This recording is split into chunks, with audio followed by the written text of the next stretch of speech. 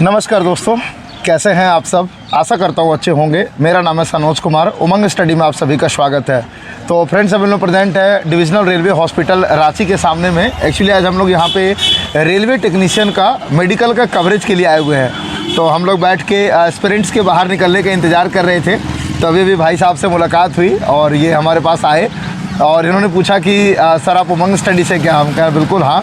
तो इनकी जर्नी के बारे में हम लोग जानेंगे, परंतु इनका मैं ब्रीफ इंट्रोडक्शन दे देता हूँ जो कि मेरी इनसे बातचीत हुई है। बहुत ही ज़्यादा इंस्पायरिंग जर्नी है इनका। ये ट्रैकमैन के पोस्ट पे ज्वाइन किए थे। आप सभी को बहुत अच्छे से पता है कि ट्रैकमैन रेलवे का एक बैकबोन होता है, साथ ही कितना टफ ड्यूटी होता है उसमें। और ज्वाइन करने के बाद ये जीडीसी के माध्यम से आज गुड्स कार्ड बने हुए हैं। तो ज़्यादा परिचय ये खुद देंगे तो ज़्यादा बेहतर लगेगा। ये इनका शॉर्ट इंट्रोडक्शन हुआ। बाकी आपका बहुत बहुत स्वागत है हमारे यूट्यूब चैनल उमंग स्टडी पर। सबसे पहले सर आपका बहुत बहुत धन्यवाद। स्टार्टिंग में तो हम आपको पहचान नहीं पाए, फिर दोबारा से देखे तो हमको लगा उमंग स्टडी के सर हैं, हम जान रहे हैं स्टार्टिंग से। तो हम सर अपने जर्नी के बारे में बताना चाहते हैं कि हम मतलब आरआरबी के थ्रू 2019 में ग्रुप डी में भर्ती हुए थे। तो उस टाइम हम ट्रैक मेंटेनर फोर्स में थे। तो उसमें ड्यूटी तो थोड़ा हार्ड रहता है, काम तो करना पड़ता है और प्रोग्रेस देना पड़ता है। उसके बावजूद भी हम बीच बीच में टाइम निकाल के आगे का प्रिपरेशन करते रहे। इसी माध्यम से हम लोग डिपार्टमेंटल जीडीसी का एग्ज़ाम आया, जिसका सिलेबस तो एज इट इज़ जैसे नॉर्मल है वैसे ही रहता है। फिर हम लोग उसमें प्रयास करते गए और धीरे धीरे यहाँ तक पहुँच गए कि गुड्स गार्ड में फाइनल सिलेक्शन मिल गया है। अभी फिर हम 15 अप्रैल से ट्रेनिंग में भी जा रहे हैं सर। अच्छा, आज हम लोगों का 9 अप्रैल है ना? जी सर, आज 9 अप्रैल हो गया। 6 दिन बाद कल ही हम लोग का लेटर निकला है। अच्छा, सीने में ट्रेनिंग होता है। हाँ, वहीं पे जाना है हम लोग को। चलिए थोड़ा सा मतलब कि प्रैक्टिकल बातचीत करते हैं और स्टूडेंट ओरिएंटेड बातचीत करते हैं। जी सर। क्योंकि इस वीडियो को जो देखने वाले एस्पिरेंट्स होंगे, क्योंकि आप ग्रुप डी की परीक्षा भी दे चुके हैं, नौकरी ले चुके हैं, साथ ही आप गुड्स गार्ड के पोस्ट पर भी कार्यरत हैं। जी सर। तो अभी एनटीपीसी ग्रुप डी का एग्ज़ाम होना है। जी सर। तो उन्हीं स्टूडेंट्स के जो सवाल है वही हम आपसे पूछेंगे। आपके पास जो भी जवाब होगा उन जवाब को देने का प्रयास करिएगा। तो सबसे पहला जो सवाल है, हमको लगता है कि अभी हम लोग का अप्रैल का महीना चल रहा है, जून जुलाई के आसपास उन लोगों का एग्जामिनेशन एक्सपेक्टेड है कि होगा। एनटीपीसी भी होगा, ग्रुप डी भी होगा। तो मोटा मोटी मान के चले तो लगभग 3 महीने का समय है उन लोगों के पास। बहुत से पेरेंट्स ऑलरेडी तैयारियां कर रहे होंगे, बहुत से स्टूडेंट्स का मिडिल स्टेज होगा, बहुत से स्टूडेंट को हो सकता है फिनिशिंग वाला स्टेज होगा। तो आप ऐसे ग्रुप डी एस्पायरेंट, प्योर एकदम डेडिकेटेड ग्रुप डी, आप बताइए कि अभी से उन लोगों को अपनी क्या स्ट्रैटेजी रखनी चाहिए जिससे कि उनका रेलवे में ग्रुप डी का नौकरी का जो सपना है वो पूरा हो सके। सर सबसे पहले हम तो बताना चाहेंगे कि जितने भी प्रीवियस ईयर का एग्ज़ाम है उसका प्रॉपर वे में वो लोग प्रैक्टिस करें, सेट लगाए। ग्रुप में हो तो ग्रुप में हो, अगर पार्टिकुलर हो रहा है तो जैसे भी हो रहा है, लेकिन कंटिन्यू सेट प्रैक्टिस करना है। उसके बाद खुद से बारीकी से उसका जो है मतलब प्रॉब्लम को जो भी फंस रहा है वो लोग अपने से खुद से ट्राई करें, ताकि कहाँ उसका दिक्कत हो रहा है उस चीज़ को सुधारें। ग्रुप डी में जाने के लिए सबसे पहले तो मैथ रीजनिंग बहुत इंपॉर्टेंट रोल अदा करता है। और रहा बात साइंस का, तो साइंस का भी एनसीईआरटी लेवल से अच्छा से पढ़ना पड़ेगा, फिर जाके हो जाएगा। नॉर्मल तो कम से कम 70+ अगर लाता है तो फिर उसका किसी भी जोन में रहेगा तो उम्मीद रहता है कि फाइनल सिलेक्शन हो जाएगा। ठीक है, हमारा अगला सवाल है कि 2019 में एनटीपीसी भी आई थी, ग्रुप डी भी आई थी। जी सर। तो क्या आपने एनटीपीसी दिया था? जी सर, एनटीपीसी में मेरा लेवल 6, 5, 4 सब में हुआ था सर। लेकिन उस टाइम टेक्निकल हो गया था इशू। क्या, जिस टाइम हम फॉर्म डाले थे उस टाइम सर लैंग्वेज में हम इंग्लिश सेलेक्ट कर लिए थे, जिसके कारण से हमको बहुत कठिनाई हुई थी, क्योंकि हम स्टार्टिंग से हिंदी मीडियम स्टूडेंट रहे हैं। इंग्लिश में क्वेश्चन आने की वजह से हम प्रॉपर कर नहीं पाए। लेकिन CBT 1 किसी तरह क्वालिफाई कर लिया, लेकिन CBT 2 में हम नहीं निकल पाए। बहुत दिक्कत हो रहा था, जिसके कारण से मेरा एनटीपीसी 2019 वाला मिस हुआ था। मैं इनकी बात को पूरी तरह से आप सभी स्टूडेंट्स को समझाता हूँ। एक्चुअली मामला हुआ क्या था, और बहुत गंभीर मामला था, और एक्चुअली ये पहली बार हुआ था, इसलिए गलती तो एक्चुअली टेक्निकली स्टूडेंट की ही थी, लेकिन स्टूडेंट्स भी समझ नहीं पाए थे। एक्चुअली हुआ क्या था कि जब फॉर्म फिलअप हो रहा था तो रेलवे ने एक लैंग्वेज पूछा था। एक्चुअली मैं वहाँ पे वो लैंग्वेज बताना था जो आप इंग्लिश के अलावा चाहते थे। एस्पिरेंट्स को कन्फ्यूजन क्या हो गया, एस्पिरेंट्स को लगा कि हिंदी में तो क्वेश्चन आएगा ही आएगा, हम इंग्लिश सेलेक्ट कर लेंगे तो हमको हिंदी के अलावा इंग्लिश में क्वेश्चन देखने को मिलेगा, जबकि वैसा था नहीं। था उसका उल्टा। इंग्लिश डिफॉल्ट लैंग्वेज था, इंग्लिश तो सबको मिलेगा, आप सेलेक्ट करिए या ना करिए। उसके अलावा जो लैंग्वेज सेलेक्ट करेंगे उसमें आपको क्वेश्चन देखने को मिलेगा। तो आप चूंकि इंग्लिश सेलेक्ट कर लिए थे तो आपका लैंग्वेज हो गया था इंग्लिश प्लस इंग्लिश, यानी कि आपको क्वेश्चन पेपर केवल और केवल इंग्लिश में ही देखने देखने को मिलेगी। इस इशू को हम लोगों ने बहुत प्रमुखता से रेज किया था। आपको जान करके खुशी होगी कि इस बार जो 2025 में रेलवे की जो परीक्षाएं हुई थे वहाँ पे ओपन टू ऑल था, यानी कोई भी एस्पिरेंट वो जिस भी लैंग्वेज में पेपर को देखना चाहे वो देख सकता था। और ये होना भी चाहिए था, क्योंकि रेलवे तो ऑलरेडी 14-15 लैंग्वेज में पेपर बना ही रही। तो आप एस्पिरेंट्स को 2 लैंग्वेज तक रिस्ट्रिक्ट क्यों कर रहे हैं? वो एस्पिरेंट को है कि भैया हमको हिंदी भी नहीं समझ में आ रहा, इंग्लिश भी नहीं, हम गुजराती समझ में आ रहा, आप गुजराती में देखिए पेपर। आपका मेन मकसद तो क्वेश्चन का सॉल्यूशन है, लैंग्वेज तो आपका बैरियर है ही नहीं। तो इस कारण से आप एनटीपीसी में रह गए। इसी कारण से मेन मेरा इशू हुआ था उस टाइम, अफसोस भी हुआ, जिसके कारण हम फिर कंटिन्यू मेहनत करते रहें। फिर एनटीपीसी का भी एग्जाम है, लेवल 6 का पोस्ट अच्छा है, फिर उसमें मेहनत करेंगे। अच्छा ठीक है, यहाँ पे एक आपसे ही सवाल है, मिलता जुलता सवाल है कि डिपार्टमेंटल एग्ज़ाम और आपने एनटीपीसी 2019 फ्रेश एग्ज़ाम भी दिया, तो डिपार्टमेंटल एग्ज़ाम और फ्रेश एग्ज़ाम में क्या कुछ डिफरेंसेस आपको देखने को मिले, क्या कुछ समानताएं देखने को मिली? सर समानताएं तो मतलब लगभग वही है, क्योंकि ऐसा नहीं है कि डिपार्टमेंटल एग्जाम है तो डिपार्टमेंट से क्वेश्चन रहेगा। डीडीसी में ऐसा कुछ नहीं है, जो आप ओपन में पढ़ रहे हैं सिंपली वही math, reasonings, GK, GS, current events, वही सब रहता है सर। कुछ एक्स्ट्रा नहीं करना है, जो हम लोग स्टार्टिंग से पढ़ते आ रहे हैं बस उसी को कंटिन्यू धीरे धीरे करते रहना है। बस ठीक है, अब थोड़ा सा आपके जॉब प्रोफाइल के पे आते हैं, क्योंकि अभी भी बहुत बड़ी संख्या में एस्पिरेंट्स हैं जिनको पता नहीं होता है कि ग्रुप डी में काम क्या होता है। वो ग्रुप डी मतलब ग्रुप डी समझते हैं, जबकि ऐसा है नहीं। आपको ही पता है ग्रुप डी में बहुत तरह के पोस्ट होते हैं। कुछ पोस्ट नो डाउट बहुत अच्छे हैं, जबकि कुछ पोस्ट नो डाउट बहुत हार्ड वर्किंग होते हैं। तो आप जिस पोस्ट पर थे, कितने समय तक आप उस पोस्ट पर रहे और उस दौरान आपको काम क्या करना पड़ता था, करते क्या थे सर? हम बताना और चाहेंगे कितना मुश्किल था और कितना आसान था? सर ग्रुप डी में जिस टाइम हम फॉर्म अप्लाई किए थे टोटल 17 पोस्ट था, जिसमें सबसे टफ और हार्ड ड्यूटी ट्रैक मेंटेनर 4 को माना जाता है। तो उसमें सर ड्यूटी तो नो डाउट बहुत ही हैवी होता है। स्टार्टिंग में बहुत कठिनाई भी हो रही थी, हार्ड वर्क करना पड़ता था, ड्रेसिंग, बॉक्सिंग, पैकिंग, बहुत सारा काम होता है उसमें, सब करना पड़ता है सर। लेकिन फिर धीरे धीरे सब एडजस्ट हो गया। हम मतलब 3 जून 2023 को ज्वाइन किए थे as a group D track maintainer, और फिर धीरे धीरे जीडीसी का आया, फिर इसमें सर सिलेक्शन हो गया था सर। अच्छा जी सर, मतलब 1.5 साल अप्रॉक्स सेक्शन में काम किए थे हम लोग। यहीं पास में पड़ता है टाटी सिलवे सेक्शन है, उसी में हम ड्यूटी कर रहे थे सर। अभी भी वहीं कार्यरत हैं। अच्छा जी सर। तो मतलब जब ज्वाइन किए थे उसी समय कमिटेड थे कि हमको यहाँ से? नहीं, स्टार्टिंग से माइंड सेटअप था कि किसी तरह ट्रैक मेंटेनर से निकलना है। हाँ, ये बहुत टफ है, जीवन में कुछ भी करना इससे निकलना है, नहीं तो फिर जिस भी पोस्ट पे जाना है इससे निकलना है। हाँ सर। तो अभी वर्तमान में आप अपने जॉब से संतुष्ट हैं?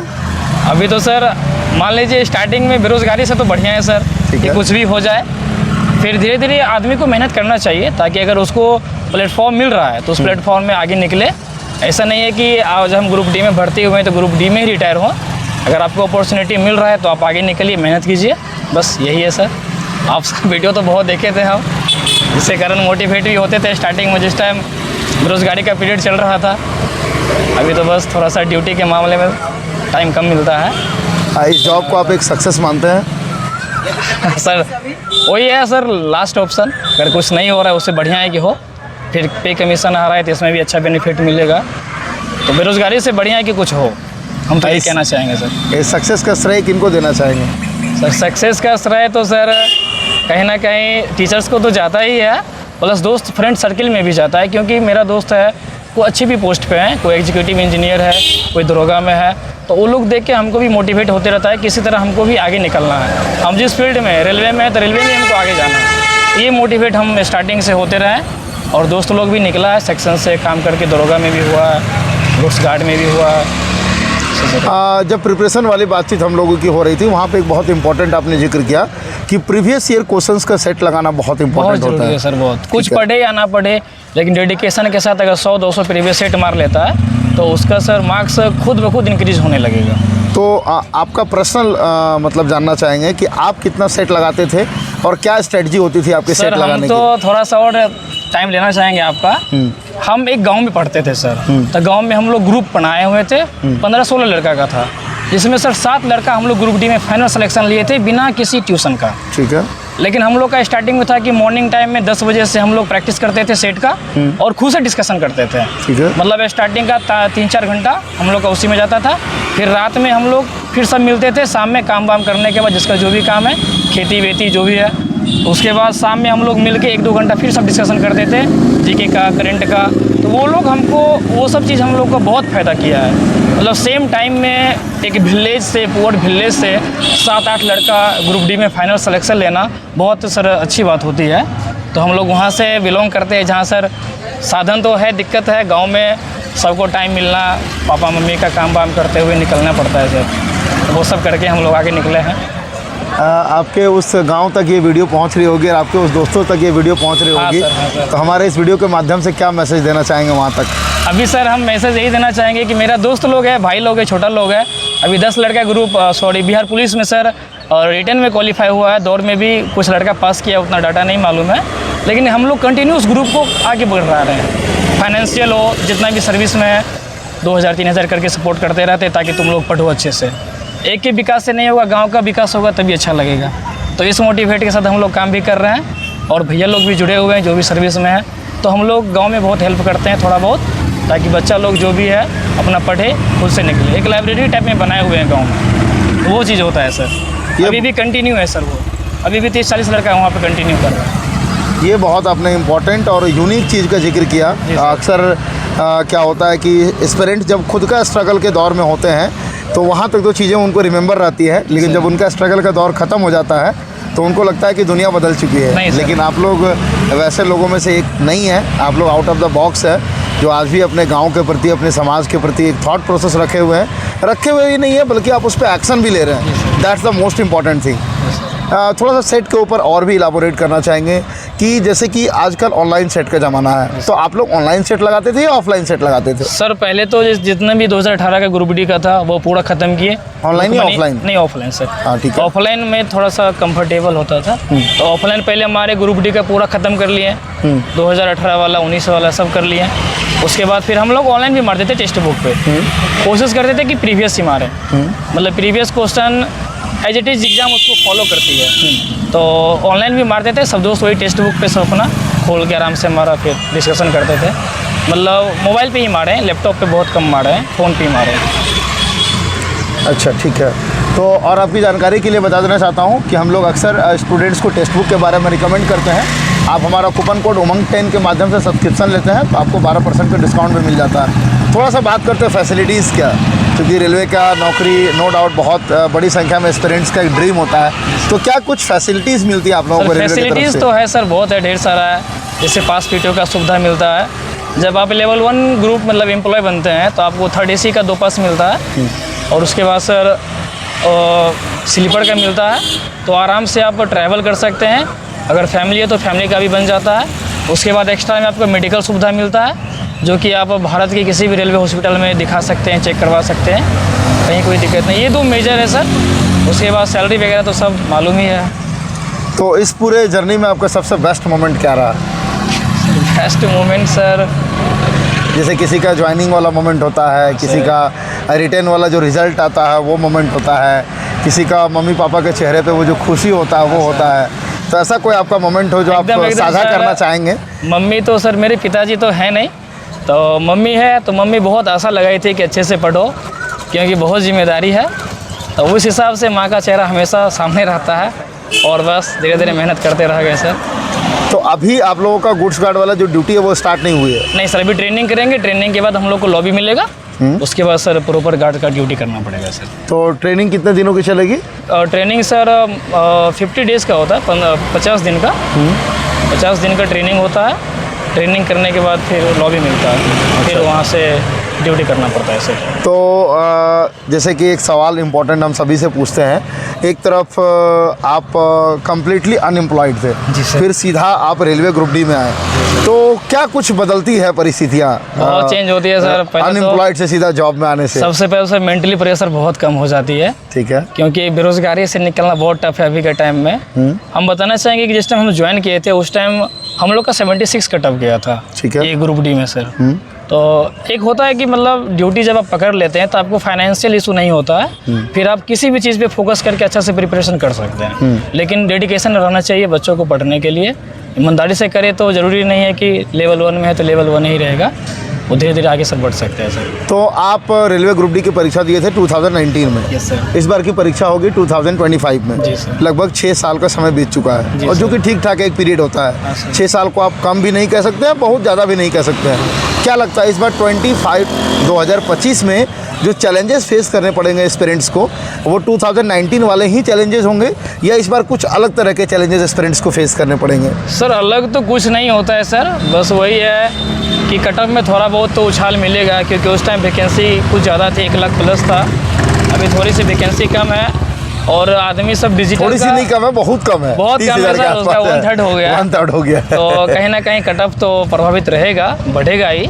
उसके बाद जो स्टूडेंट लोग हैं वो लोग भी सर मतलब अभी के टाइम में पूरा डिजिटल हो गए हैं, किसी भी चीज़ को बारीकी से समझते हैं, पढ़ते हैं, तो कट ऑफ तो रहेगा सर, तो हाई जाएगा, उसमें कोई कहीं दिक्कत नहीं है सर। तो क्या लगता है समय के अकॉर्डिंग एस्पिरेंट्स को अपने प्रिपरेशन स्ट्रैटेजी में भी चेंज करने का ज़रूरत है, या फिर आपको लगता है कि नहीं, जो भी आपके बेसिक स्ट्रैटेजी हैं आप उसी स्ट्रैटेजी से चलिए, डेफिनेटली आपको सक्सेस मिलेगी? हाँ सर, बस वही बेसिक रहना चाहिए, अच्छे से रहना चाहिए, क्योंकि ट्रिक्स वगैरह एग्ज़ाम हॉल में काम नहीं करता है, वो आपका वहाँ पे बेसिक ही काम करेगा। तो वही है कि जितना कॉन्सेप्ट क्लियर रहेगा उतना एग्ज़ाम में वो प्रेफरेंस अच्छा दे पाएगा, यही सर। तो आप लोगों का जो डिपार्टमेंटल एग्ज़ाम होता है वो ऑनलाइन होता है या ऑफलाइन नहीं, होता है? ऑनलाइन हुआ था सर, हम लोग का ऑनलाइन एग्ज़ाम हुआ था। तो इसके सेंटर, जैसे आप लोगों का ओपन एग्ज़ाम का सेंटर पड़ता है वैसे ही इसका भी सेंटर पड़ता है, या फिर मतलब कि जैसे कि आप लोगों का जो भी डिवीज़न होता है या फिर जोन होता है उसी जोन में इसके एग्जामिनेशंस होते हैं? एक्चुअली सर जैसे हम लोग SCR कोलकाता में आते हैं, यहाँ 4 डिवीज़न है। तो जैसे रांची का हम लोग रांची में प्रॉपर पढ़ते हैं, तो रांची में ही देता है सेंटर। अच्छा। जितना भी रांची का एम्प्लॉय है, दूर देने से फिर ड्यूटी भी इफेक्ट पड़ेगा ना, तो इस कारण से डिवीज़न में ही दिया जाता है, ताकि एक दिन में एग्ज़ाम दे के दूसरा दिन अपना वर्क पे चलाएँ। इसीलिए सर डिवीज़न में ही ज़्यादातर रहता है, दूर बहुत कम रहता है। जैसे हम लोग का रांची ही पड़ा था, तो हम लोग का CBT एग्ज़ाम ही हुआ था, ऑनलाइन ही हुआ था। तो जैसे कि अभी हम लोग यहाँ पे मंडल रेलवे अस्पताल रांची के बाहर खड़े हैं, और हम लोग यहाँ पे टेक्नीशियन का मेडिकल को कवर करने के लिए आए हुए हैं। तो आप भी तो मेडिकल की प्रक्रिया से तो गुजरे ही होंगे। जी जी सर। हालांकि टेक्नीशियन के एस्पिरेंट्स टेक्नीशियन का मेडिकल के बारे में जानना चाहते हैं, जो कि एस्पिरेंट्स निकलेंगे तो बेहतर तरीके से बताएंगे। लेकिन मैं आपसे चाहता हूँ कि आप मेडिकल का अपना एक्सपीरियंस शेयर करें, ताकि चाहे वो ग्रुप डी के एस्पिरेंट्स हो, चाहे वो NTPC के एस्पिरेंट्स हो, मेडिकल को लेकर के अक्सर ना स्टूडेंट्स के दिमाग में थोड़ा सा हवा ज़्यादा बना हुआ है, एक डर का माहौल ज़्यादा बना हुआ, अननेसेसरी, जो कि होना नहीं चाहिए। हम लोग भी एस्पिरेंट्स को कहते हैं, लेकिन हो नहीं पाता है प्रैक्टिकली। रेलवे का तो थोड़ा इलाबोरेट तरीके से बताइए कि आपका मेडिकल कहाँ हुआ था, कैसे हुआ था, क्या कुछ प्रक्रियाएं हुई थी? सर रेलवे का मेडिकल ज़्यादा टफ नहीं है, यहाँ पर मेजर जो है मेनली आँख को देखा जाता है।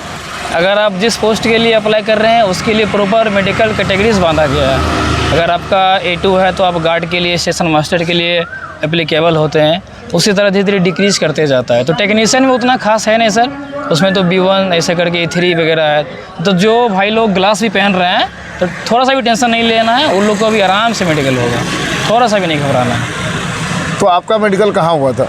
सर हम लोग का मेडिकल तो इसमें तो जैसे ग्रुप डी वाले में सर। हाँ, ग्रुप डी वाले में। ग्रुप डी वाले में सर हम लोग का चक्रधरपुर डिवीज़न में हुआ था। और DB हुआ RRB रांची में? हाँ, DB तो यहीं पे हुआ था सर, रांची में ही हुआ था। तो वहाँ का मेडिकल का एक्सपीरियंस आपको ये रिमेंबर हो और शेयर कर सकते हैं? बहुत अच्छे से याद है सर, एक दिन में हम लोग को फिट कर दिया था। तो क्या क्या हुआ था, कैसे कैसे हुआ था, थोड़ा बता सकते जैसे हैं? स्टार्टिंग में गए तो नॉर्मली ब्लड लिया था, ब्लड चेक किया, उसके बाद यूरिन टेस्ट हुआ सर। यूरिन टेस्ट करने के बाद हम लोग को आई टेस्ट के लिए भेजा गया था। तो आई में सर डिस्टेंस विजन, उसके बाद नियर विजन और कलर ब्लाइंडनेस सब चेक किया जाता है प्रॉपरली सर। उसके बाद बस हो गया, नॉर्मली यही 3 चीज़ होता है। बाकी एक्सरे करवाया था एक, बस हो गया था। किसी तरह कोई परेशानी नहीं सर, कोई परेशानी नहीं, सब बच्चा को रिलैक्स में क्वालिफाई कर दिया गया था वहाँ पे। आपका कैटेगरी क्या था? मेरा सर OBC से क्वालिफाई किया था। तो DB में क्या क्या डॉक्यूमेंट्स लगा था? DB में सर एक तो क्या बोलते हैं, भारत सरकार का OBC सर्टिफिकेट बनता है। रेलवे फॉर्मेट या सेंट्रल गवर्नमेंट वाला? रेलवे फॉर्मेट में लेता है, रेलवे फॉर्मेट में लेता है। और उसके अलावा जो आपका टेक्निकल डॉक्यूमेंट्स है बाकी वो बेसिक क्लास 10th का, 12th का, जिस पोस्ट पे आप जैसे 10th के लिए एलिजिबल है यहाँ पे ग्रुप डी में, NTPC रहेगा तो ग्रेजुएशन चाहिए, तो वही है सर। एक्स्ट्रा में बस वो एक OBC सर्टिफिकेट लगा है और कुछ नहीं लगा है। उसके बाद ज्वाइनिंग करने के बाद लगता है कुछ वो सब तो बात ही बात। और ट्रेन मैनेजर का जो आपका मेडिकल हुआ था वो कहाँ हुआ था? ट्रेन मैनेजर का सर हम लोग का इसी में हुआ था। कब हुआ रांची था? में हुआ था ये सर, नवंबर के आसपास। अच्छा अच्छा। हाँ। तो अभी भी आप ट्रैकमैन के पोस्ट पे ही ड्यूटी अभी कर सर रहे हैं? हाँ, अभी ट्रैक मेंटेनेंस 4 में ही है अभी। तो जब तक आपकी ज्वाइनिंग नहीं होती तब तक उसी में ड्यूटी हाँ, उसी करेंगे? में करना 14 तारीख तक करना है। 15 से आप 15 से फिर ट्रेनिंग में चले जाएंगे? ट्रेनिंग में चले जाएंगे। चलिए, और कोई फाइनल मैसेज देना चाहते हैं? बस मेहनत करते रहिए, धीरे धीरे सब आगे निकल जाएगा, बस यही है सर। तो आप पहले से कैलकुलेटेड थे कि हमको रेलवे में ही जाना है, या फिर सरकारी नौकरियों की तैयारियां कर रहे थे और ठीक है एस्पिरेंट होते हैं वो बहुत सारा फॉर्म भरते हैं, रेलवे भरते हैं, बैंकिंग भरते हैं, एसएससी भरते हैं, तो आपका भी हो गया रेलवे में, या फिर आप क्लियर थे कि नहीं हमको रेलवे में ही जाना है? नहीं, हमें स्टार्टिंग से माइंड सेट था कि मुझे रेलवे में ही जाना है, बाकी इधर उधर ज़्यादा माथा नहीं लगा। मतलब क्या ऐसा क्या कारण था रेलवे में जाने का? थोड़ा सा बहुत से एस्पिरेंट्स का रीजन होता है इंग्लिश, क्योंकि आप इंग्लिश नहीं होता है। बिहार में थोड़ा सा इंग्लिश का इशू है सर, अच्छा बाकी मैथ रीजनिंग तो सब फोड़ देता है, उसके लिए दिक्कत नहीं है। अच्छा, कितना भी हार्ड दे दे तो कोई कोई दिक्कत नहीं है। बस इसमें थोड़ा सा मिलता है सर, वैकेंसी ज़्यादा रहती है तो चांस भी ज़्यादा रहता है, तो इस कारण से इसी में हम लोग स्टार्टिंग से माइंड सेटअप करके थे कि किसी भी तरह जाना है लेकिन रेलवे में ही जाना है। तो आपकी बेसिक एजुकेशन कब हुई, कहाँ से हुई? सर बेसिक बेसिस से मेरे गांव से ही हुआ था सर, क्लास 10th भी वहीं बेगूसराय से किए थे, 12th भी वहीं से। कब किए थे? सर 2010 में हम क्लास 10th का एग्ज़ाम दिए थे, और 15 में 12th का, और 18 में ग्रेजुएशन हो गया था। 10 के बाद सीधा 15, इतना गैप? 10 नहीं sir, 2013। Oh sorry class 10th दिए थे 2013 में? हाँ, 13, 15 फिर 18। 13, 15, 18 19 सब में- आपका स्टेट बोर्ड? हाँ सब बिहार बोर्ड। मतलब आप एक प्रॉपर जो साधारण एस्पिरेंट जिसको एकदम- कहते हैं, एकदम normal। You are an classic example of aspirant है। हाँ, सर। क्योंकि कई बार एस्पिरेंट का कहना होता है कि सर हम लोग जब कैमरे के उस पार से वीडियो को देख रहे होते हैं और जो सेलेक्टेड एस्पिरेंट कैमरे के इस पार होते हैं तो सिलेक्शन हो जाने के बाद चीज़ें आसान लगने लगती है, लेकिन ऐसा नहीं है। मतलब कि आपका जो जर्नी है, आप ऐसा नहीं है कि बहुत ब्रिलियंट स्टूडेंट रहे हैं, नहीं। क्योंकि स्टूडेंट को लगता है कि सर कोई तेज होता भी है तो बताता नहीं है कि वो तेज़ है, वो कैमरे में बताता है कि नहीं हम भी एक साधारण ही स्टूडेंट थे। तो ऐसा नहीं है, आपके सामने एग्जाम्पल हाँ, ऐसा सर, नहीं है गाँव में कि। पूरा बेसिक एकदम नॉर्मल सा। और गांव में शिक्षा का क्या स्तर है, खुद से कितना मेहनत करना पड़ता है, इसको भी सभी स्पिरिट भली भांति इससे खुद अवगत से ही है। करना पड़ेगा सर, टीचर तो गाइडेंस देते हैं, बाकी मेहनत तो खुद स्टूडेंट को करना पड़ेगा। जो ईमानदारी से पढ़ेगा आराम से निकलेगा, जो खुद में थोड़ा सा तो वो फिर फंस जाएगा। मतलब सेल्फ के ऊपर चीज़ें बहुत ज़्यादा डिपेंड बहुत करेंगी बहुत कि आप खुद- 100% सर सेल्फ पे ही जाएगा। टीचर लोग पढ़ा दिए, अगर आप उसका प्रैक्टिस नहीं कर पा रहे हैं तो फिर आपको पढ़ाने का कोई मतलब नहीं बनता है। और कहते भी है कि टीचर तो लगभग मान लीजिए कि उनके बैच में 5000 एस्पिरेंट है, पढ़ाते तो 5000 को है और selection सेम तो- पढ़ाते हैं, हाँ। लेकिन सिलेक्शन तो गिनती के 50-100 का ही होता है। सर। ऐसा नहीं है कि उन 50-100 को अलग कंटेंट दिया जाता है, सबको सेम कंटेंट दिया जाता है। लेता कौन क्या है, कितना लेता है, वो डिपेंड करता है। मेन वही है कि मतलब स्टूडेंट किस तरह से उसको ले रहा है और कैसे प्रैक्टिस कर रहा है। जैसे एक मैथ की बात करेंगे, जब तक प्रैक्टिस नहीं करेगा तब तक सर संभव नहीं है बनाना। ग्रुप डी भी नहीं रहा है, जब एग्ज़ाम हॉल में आदमी बैठता है तब समझ में आता है क्वेश्चन का लेवल कैसा रहता है। वही है सर, मेहनत करना पड़ेगा और कोई उपाय नहीं है। थोड़ा सा कंटेंट के ऊपर डिस्कशन करना चाहेंगे, क्योंकि अभी इंटरनेट का ज़माना है, चैट जीपीटी है, एआई है, मतलब एक तरह से कहिए कि ओवर कंटेंट हो गए हैं एस्पिरेंट, मतलब हर तरफ कंटेंट ही कंटेंट Content है। ही। तो इस बीच सही कंटेंट को ढूंढना, एग्ज़ाम ओरिएंटेड कंटेंट को ढूंढना कितना चैलेंजिंग है, और आप अपने अकॉर्डिंग क्या कुछ कंटेंट रिकमेंड करना चाहेंगे स्टूडेंट्स को, चाहे वो फिजिकल बुक के रूप में हो या कोई डिजिटल कोर्स हो, तो इस हम पर तो क्या कुछ सर कहना चाहेंगे स्टार्टिंग आप? से ही बता रहे हैं कि प्रीवियस को अपना माध्यम बना के पढ़े, बाकी एक नॉर्मल जो बेसिक बुक होता है वो तो पढ़ना पड़ेगा, बाकी प्रीवियस करें अच्छे से बस, और एक्स्ट्रा पढ़ने की ज़रूरत नहीं है, खास करके रेलवेज़ की बात करते हैं तो प्रीवियस तो हो गया प्रैक्टिस के लिए, लेकिन मान लीजिए कोई फ्रेशर एस्पिरेंट है जो कि नया अभी कंपटीशन की तैयारी करना स्टार्ट सर। किया, तो उसको तो पहले कॉन्सेप्ट बिल्डअप करना पड़ेगा ना। जी सर, जी सर। तो कॉन्सेप्ट बिल्डअप करने के लिए क्या कुछ आप लोग स्टडी मटेरियल यूज़ करते थे, और क्या वो स्टडी मटेरियल आज भी रेलेवेंट है? और हम तो जनरली तो नहीं यूज़ किए थे, बस अपना अंक गणित का बुक था वो बनाए, बस उसके बाद प्रैक्टिस करते गए धीरे धीरे। ये तो मैथमेटिक्स के लिए हो गया। रीजनिंग खुद से कर लिया सर। कंप्लीट? हाँ, कोई बुक्स, कोई कोर्स, कुछ नहीं? नहीं, बस प्रैक्टिस करते है। General science? ये तो बस वही लूसेंट सर, उसके बाद एनसीईआरटी भी कुछ पढ़े हैं, अच्छा, नोट्स वगैरह सर। मतलब आपका प्योर कंप्लीट सब कुछ, एवरीथिंग सेल्फ स्टडी? हाँ, ऐसा नहीं है कि कोई टीचर का प्रॉपर कोर्स लेके पढ़े हैं फिर, ऐसा नहीं है सर। मेन वही हम लोग का ग्रुप डिस्कशन बहुत मायने रखा है, वो बहुत काम किया है, उसका बहुत क्रिटिकल रोल है। बहुत बता रहे सेम टाइम 7-8 स्टूडेंट का होना एक It's not a लोकेशन में। coincidence। हाँ सर, वो भी ये अलग अलग डिवीज़न में, हम रांची में है, एक गुवाहाटी में है, एक अपना दानापुर में है, सोनपुर मंडल में है, बम्बई में भी है, ऐसे करके सब बटा हुआ है। मतलब ये एक सटीक प्रैक्टिस का रिजल्ट है, क्योंकि बिना प्रैक्टिस के कुछ भी पॉसिबल नहीं है अभी के टाइम में। जी सर। तो अभी आप कहाँ जा रहे हैं? अभी तो ये डिवीज़न जा रहे थे, थोड़ा सा काम था। तो आपका तो काम हमको लगता है हम छुड़वा दिए होंगे। नहीं है सर, 6 बजे तक चलेगा। चलिए, और कुछ कहना चाहते हैं? ना सर, धन्यवाद बहुत बहुत आपसे सर मिलके बहुत अच्छा लगा। बिल्कुल, हमें भी अच्छा लगा। तो काफ़ी अच्छा लगा इनसे मिल करके। मैं फिर से आप सभी एस्पिरेंट्स को कहना चाहूँगा, आप अपना बेस्ट दीजिए, डेफिनेटली आपका सिलेक्शन होगा, नहीं होने का कोई रीज़न नहीं है। और बाकी हमारा ये इंटरव्यू आपको कैसा लगा कमेंट करके हमें ज़रूर बताइएगा। जैसा कि इन्होंने कहा कि प्रैक्टिस का कोई विकल्प नहीं है, कहते हुए प्रैक्टिस मेक्स मैन परफेक्ट। मैं नहीं कहता हूँ कि आपको टेक्स्ट बुक से ही प्लेटफॉर्म मॉक टेस्ट लगाना चाहिए, आपको जहाँ से भी मॉक टेस्ट लगाना है लगाइए, परंतु हाँ प्रीवियस ईयर ज़रूर लगाइएगा। सबसे पहले आप प्रीवियस ईयर को कंप्लीट करिए, उसके बाद यदि आपके पास समय बचता है तो आप एक्स्ट्रा सेट्स भी लगा सकते हैं, परंतु आपका जो सबसे फर्स्ट प्रायोरिटी होना चाहिए वो प्रीवियस ईयर होना चाहिए। और मैं टेक्स्ट बुक इसलिए रिकमेंड करता हूँ क्योंकि वहाँ पे आप लोगों को ओरिजिनल प्रीवियस ईयर मिलते हैं, क्योंकि अभी के टाइम में क्या है कि प्रीवियस ईयर के नाम पे बहुत से कंटेंट स्टूडेंट्स को सेल कर दिए जाते हैं, पर वो एक्चुअल प्रीवियस ईयर होता नहीं है। तो ये एक बहुत इंपॉर्टेंट होता है। और टेक्स्ट बुक पे आपको एक बेनिफिट क्या मिल जाता है कि यहाँ पे ऑल इंडिया लेवल के एस्पिरेंट्स होते हैं, जिससे आप अपने आप को कंपटीशन के लेवल को देख पाते हैं कि आपका कंपटीशन का लेवल क्या है। तो फिर से एक बार आपका बहुत बहुत धन्यवाद अपना कीमती समय देने के लिए। बाकी इनका नंबर भी हमारे पास रहेगा, तो आपके कुछ डाउट्स होते हैं तो आप कमेंट में कमेंट कर दीजिएगा। जब हम लोग धनबाद में रहेंगे, ये रांची में रहेंगे, तो हम लोग जूम इंटरव्यू के माध्यम से भी इनका एक इंटरव्यू और कर लेंगे। ठीक है, तब तक के लिए जय हिंद, जय भारत।